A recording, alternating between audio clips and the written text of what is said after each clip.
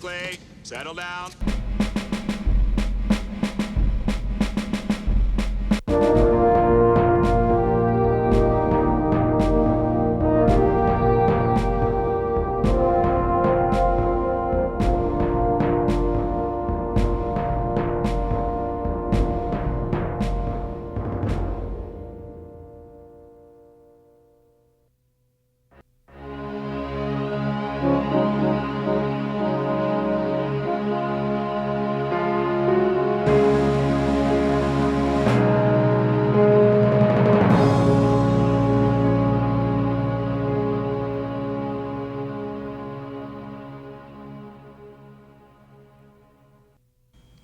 Nine years after the first Wright brothers flight, the U.S. Marines took to the air.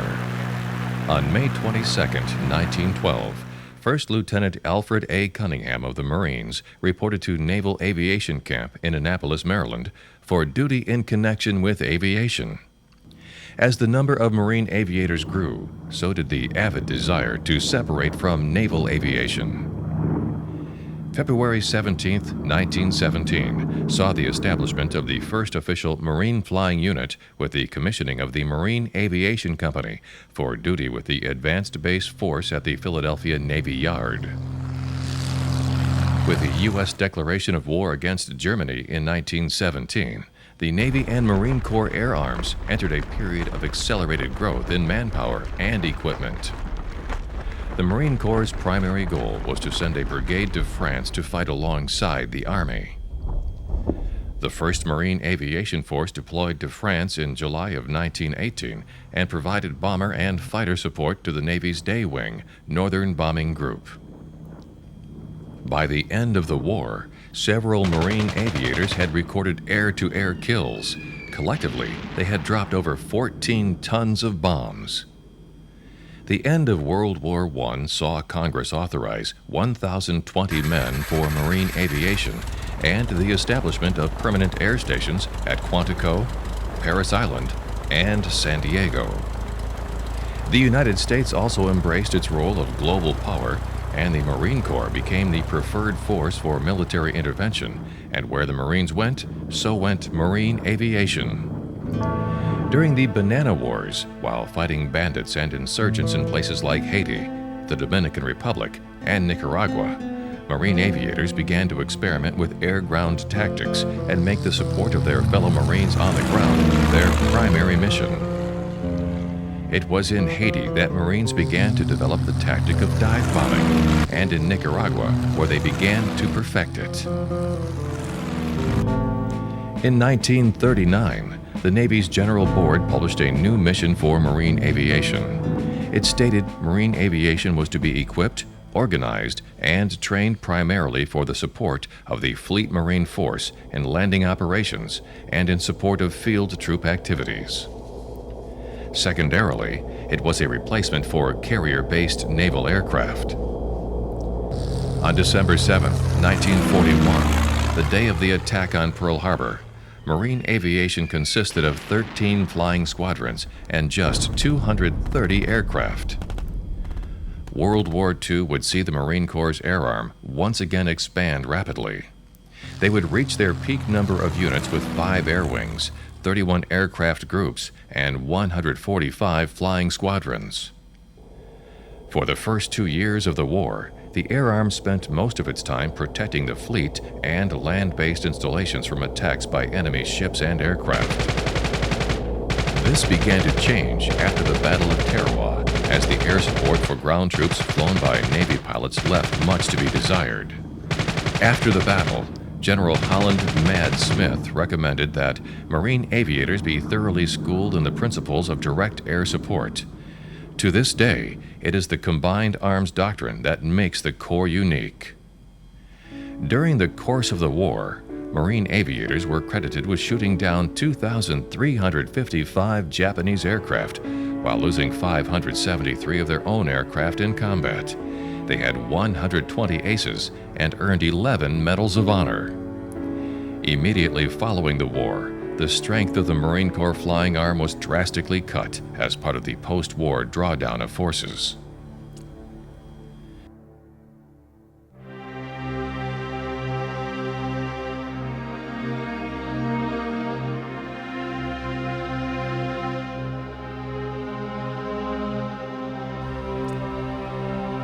The post-World War II era saw the transition from propeller to jet aircraft and the development of the helicopter for use in amphibious operations. The first Marine jet squadron came in November 1947 when VMF 122 fielded the FH Phantom. On June 25th, the North Koreans attacked with 9 well-equipped infantry divisions, spearheaded by one armored division equipped with Soviet-built T-34 tanks. The Republic of Korea forces were no match for the invaders. Seoul fell on June 28th, and the near collapse of South Korea forced the U.S. and UN forces to race to its aid. The first Marine strikes of the war launched on August 3rd, with VMF 214 sending 8 F-4U Corsairs to fly close air support for U.S. and Republic of Korea soldiers near Pusan. By August 7th, VMFs 214 and 323 were flying continuous close air support, or CAS sorties, ahead of the Marine and Army troops on the ground.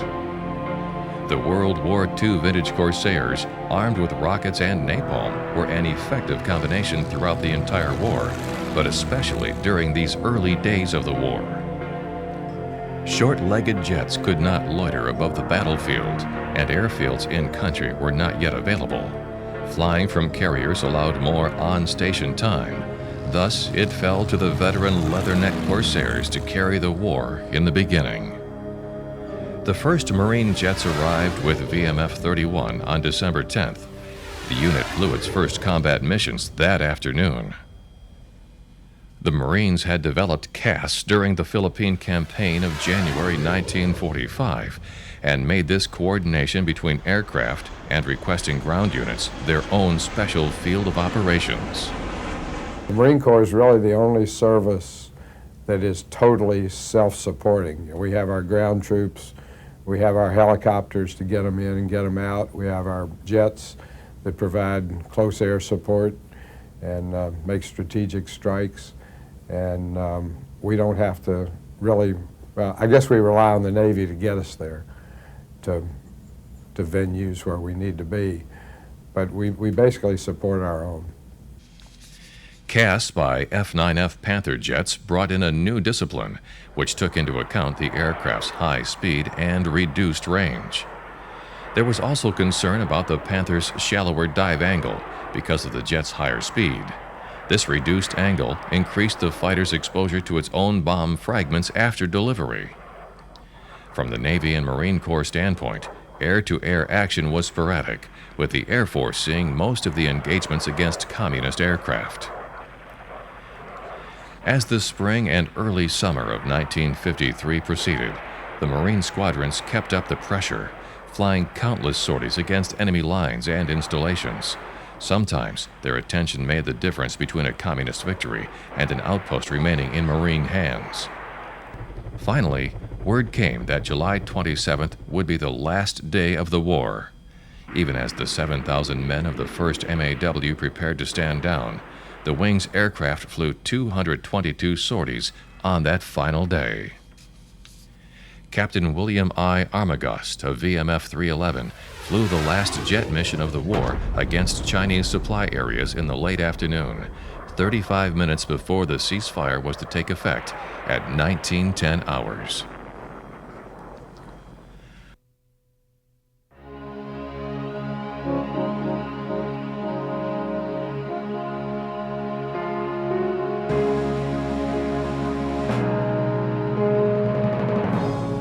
The legend of marine aviation was an intoxicating lure for a new generation of Marines. I guess like everybody else, when I was growing up in the 50s, we watched Victory at Sea and saw the Second World War.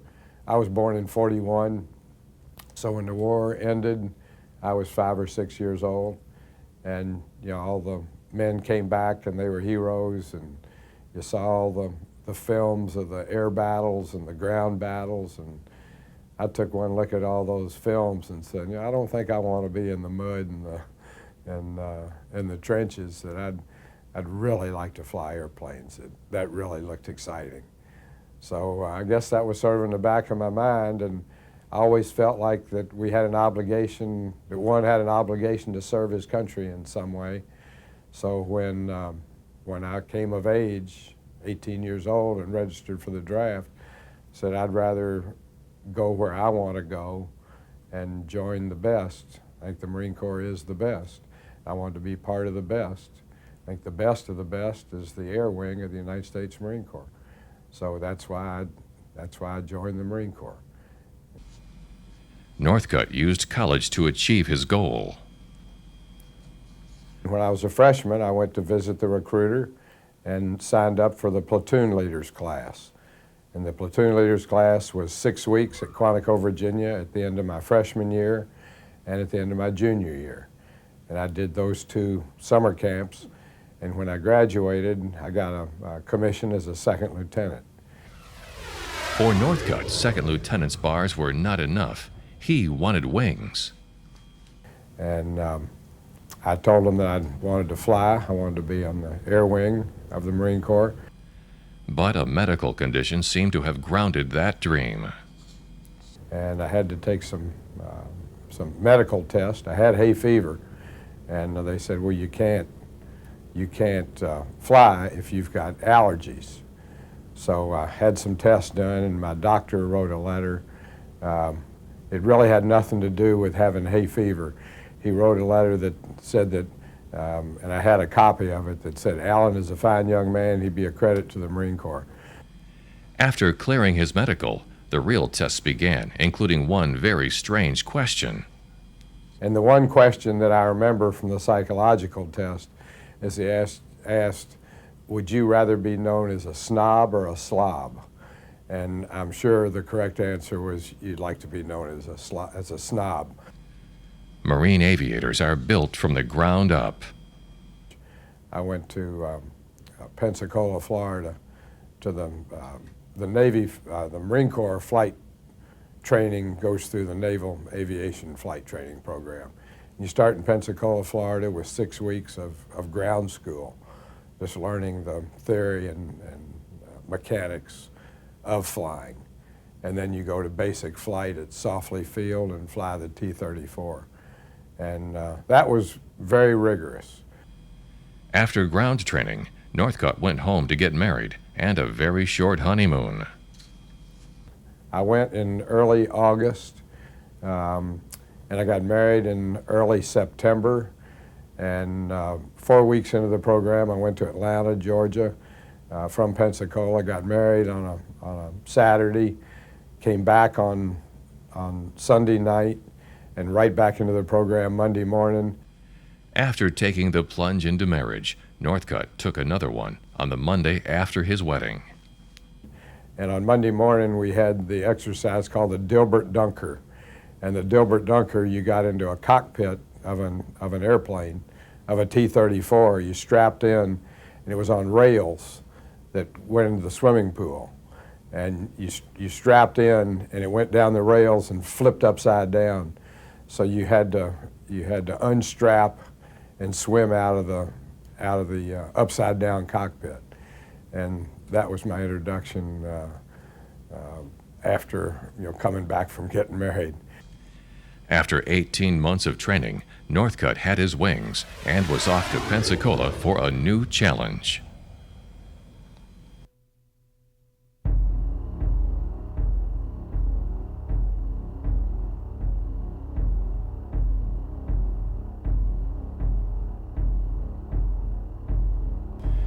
Marine and naval aviators are unlike any flyers anywhere in the world.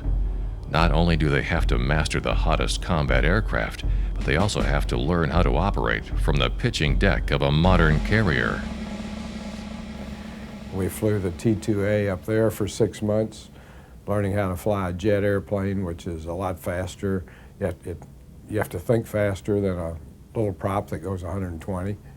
And spend 6 weeks there, just learning to fly it, flying formation, doing some navigation exercises. And you're there 6 months, then you go to back to Pensacola, Florida for carrier qualifications. We had 6 weeks of landing on an aircraft carrier deck painted on a runway in the swamps. A real shock for the new jet aviator came with his first cat launch. That's the catapult that throws you off the front of the ship. The airplane, the carrier deck's not long enough for the plane to accelerate to flying speed, so it's a big hydraulic piston that they strap onto your airplane, and you salute and put your hand back on the stick, and that indicates to the flight officer that you're ready to go, and you have your hand cupped behind the throttle so that it won't come back. You put the friction knob on, and you put your hand, your right hand, your right elbow in your stomach so that you can't pull back on the stick, and put your head against the headrest. They hit the button and it fires you off the front of the deck at about 140 miles an hour. You go 140 in about 2 feet. In the early 60s, there was no such thing as a Top Gun school for Marine and naval flyers, but there was Cherry Point. Here, Northcutt learned air combat in the F-4 Phantom. Well, I went from Pensacola, Florida, and carrier qualifications down to Kingsville, Texas for advanced jet. And when I graduated from there, I went to Cherry Point, North Carolina. And it was just sort of like going to flight school all over again. You know, where you learned to fly the F-4, you had an instructor go with you a few times, and then you flew formation and you learned air-to-air combat.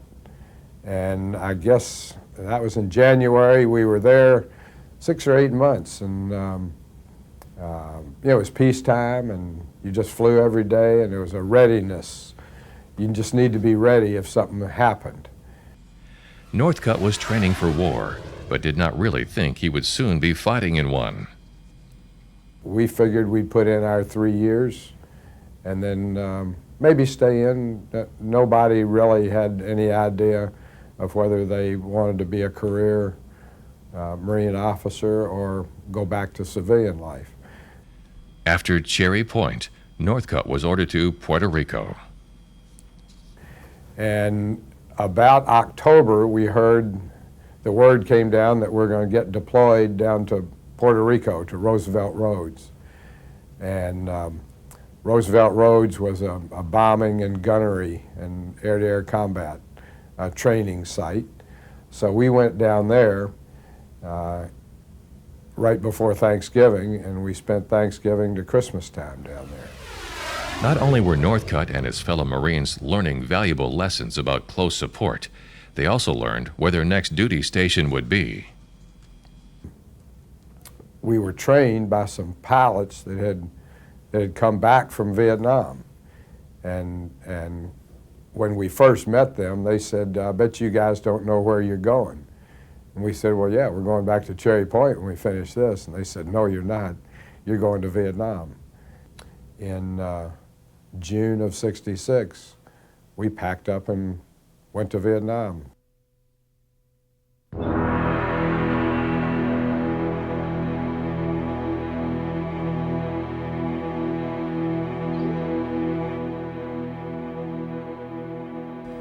Each man deals with the call to combat in their own way. I'm not sure I gave it a whole lot of thought. It was a job to do, that we were, it was part of being in the Marine Corps, that if the call came to go serve in combat, that's where you went. And I was committed to that and excited about going. I was excited about going, but I was a little afraid that I'd never been in combat before, and the guys that came back, they hadn't lost anybody. They hadn't had any air-to-air combat. It had been all close air support of the ground troops. I guess I was most apprehensive about doing my job well, about being able to deliver the bombs and the rockets and the napalm, accurately to support the ground troops. Being in country took some adjustment. I remember when I got there, I guess the scaredest I was flying in on the Northwest transport plane, Northwest Airlines, flying into Da Nang. I wanted to I wanted to sit on a phone book because I was sure bullets were going to come up through the bottom of the airplane. But they didn't, and we got on the ground. Everybody was walking around just like they were back in Cherry Point, North Carolina. Because the base was secure, and the ground troops had perimeter defenses around Da Nang Airport, and we didn't really have to worry about it. After 3 or 4 days, I relaxed. The education of a Marine aviator did not stop once you were in country. And I remember probably my second or third mission, I got a couple of familiarization flights with they put another pilot in the back seat of the F-4, and we'd go out and fly around and just sort of look at the area, see where everything was. I guess we got 2 or 3 of those flights. The primary aircraft flown by the Marines in Vietnam was the McDonnell Douglas F-4 Phantom III. The F-4 was a tandem, 2-seat, twin-engine, all-weather, long-range, supersonic jet interceptor fighter-bomber. We would probably come in around 3,000 feet or stay down low. Our bombing pattern was we rolled in, we're going 540 knots, and that's the speed that you're supposed to drop your bombs at. And we're at 6,000 feet, and you roll in, you dive bomb at a 30-degree angle, and you dive down to 3,000 feet, and you release your bombs at 3,000 feet, and you pull out at 1,500 feet, because when the bomb hits the ground, it hits the ground probably about the same time you hit 1,500 feet. And if you go low, the bomb fragments can come up to 1,500 feet. And a number of guys have shot themselves down by going lower than that and having the fragments from their bombs shoot them down. For the Marine aviators, the most heart-pounding missions were those from the hot pad. The Marines always had at least 2 aircraft sitting by the runway on what was called a hot pad. The planes had been pre-flighted and were hooked up to a compressor starter, ready to take off. The alert pilots were in their gear in a trailer, waiting nearby. On the missions where they're off the hot pad, which is in response to some ground guys being in trouble, you're focused on saving those guys, on helping save those guys. I mean, they're doing the hard work. I mean, they're in the jungle, they're face to face with the bad guys. I mean, they're 50 feet away from them, if that far away from them. We're flying around in an air-conditioned airplane, and we're removed from, the personal nature of the war. And we want to do the best that we can do to make their job easier and get them out of trouble. Within 15 minutes, the ground troops would have jets overhead, ready to drop their payloads in support of the Mud Marines. I guess one of the most exciting times is we got scrambled off the hot pad, and the overcast was down like 50 feet. And I was a wingman and had a leader. There were 2 of us. And we took off in section, which is because the overcast was so low, you usually took off like 30 seconds apart and then joined up after you got airborne.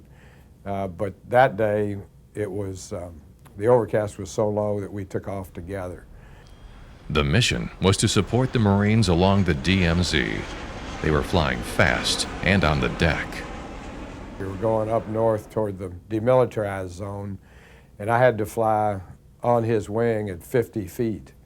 And we were going down the beach, right on the beach, right at the breaker line, at 50 feet. And I started getting concerned that if he turns into me, if you look at the plane that you're on, if I'm here and he's here, and he turns into me, I drop down and I'm going to go into water. So they didn't teach us how to do it, but I stepped up. You always step down when you fly formation. You put the wingtip light in the pilot's helmet's ear, and you just maintain that relative position and don't look at anything else, and you just stay right there. Well, I had to had to step up so if he turned into me, I wouldn't go in the water. After a 10-minute run up the coast, Northcutt and his leader were over the target just as the sky cleared. So we went up the beach and we got up around the demilitarized zone, and there was some Viet Cong in a cave up in a ridge line. And the ridge line, the overcast lifted up a little bit to maybe 500 to 1,000 feet. The ground Marines had popped smoke and radioed the location of the target. They were in a cave up on the ridge line, right underneath the top of the overcast, or the bottom of the overcast. And our ground troops were down in the rice paddies, and they were pinned down. And there wasn't any way to get to these caves with our bombs by dive bombing, which is the only way we'd ever been taught. So we devised loft bombing, what we just improvised, which is a Marine Corps specialty. Loft bombing, which is we came in right on the deck, down around 50 feet, and then pulled up sharply. To hit the target, Northcutt would have to thread a needle. We aimed right at the cave, and as we approached the ridge line, we pulled up in a 4G turn and then released the bombs where the bombs would be going up, and then we split off away from the direction that we were going. Northcutt was on target. My first bomb went right in the cave, and it was just luck that it went in there, but that's what we were trying to do, and it worked. And the ground guys got out, and everybody was happy, except the guys in the cave. I guess they weren't very happy. For Alan Northcutt, there are no doubts about his decision to become a Marine. I think some of the best days of my life have been in the United States Marine Corps. You know exactly what your mission is, and you do it, and it's a team, it's a family. There's just one mission, and everybody's dedicated to getting it accomplished.